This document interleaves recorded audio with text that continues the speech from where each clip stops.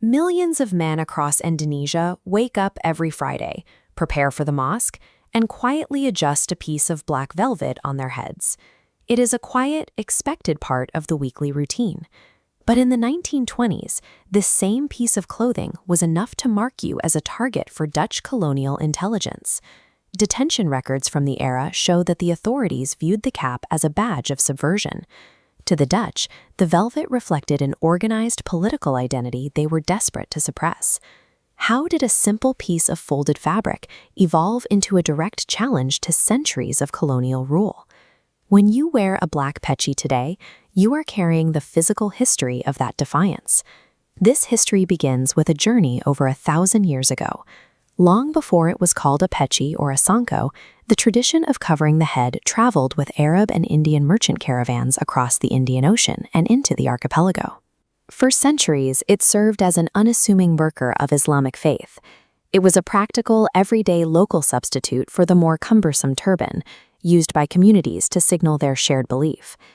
By the early 20th century, the Dutch East Indies operated under a social structure where worth was strictly determined by race and social status.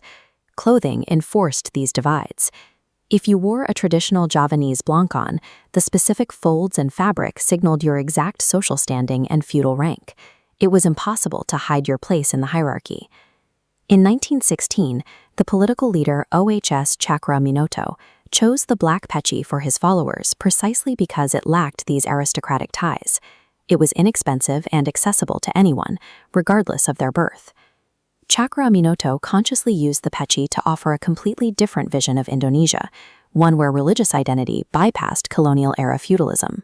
In June 1921, this political experiment met its most famous test at a Jong Java meeting in Surabaya, a room dominated by a Dutch-educated elite. A young nationalist named Soekarno arrived at the hall. Inspired by the quiet confidence of a humble street-say vendor, Soekarno chose to wear the black velvet cap into the meeting. The response was immediate. The organizing committee saw the hat as an insult to the professional atmosphere of the room, and they ordered him to remove it. Soekarno refused. He kept the hat on, stepped up to the podium, and chose to deliver his remarks in Javanese Mikoko, rather than the colonial Dutch expected of a student. The gesture spread through the nationalist youth.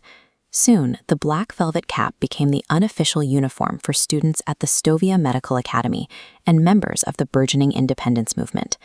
By refusing to uncover his head, Soekarno turned a piece of clothing into a visual protest. The peci had become a rejection of Dutch authority. This transformation finalized on August 17, 1945. As Soekarno stood before a microphone reading the Proclamation of Indonesian Independence, his wardrobe was a deliberate choice. He stood before the crowd in a simple white suit topped with the black velvet peci, pointedly rejecting the European top hats or military helmets of the previous century.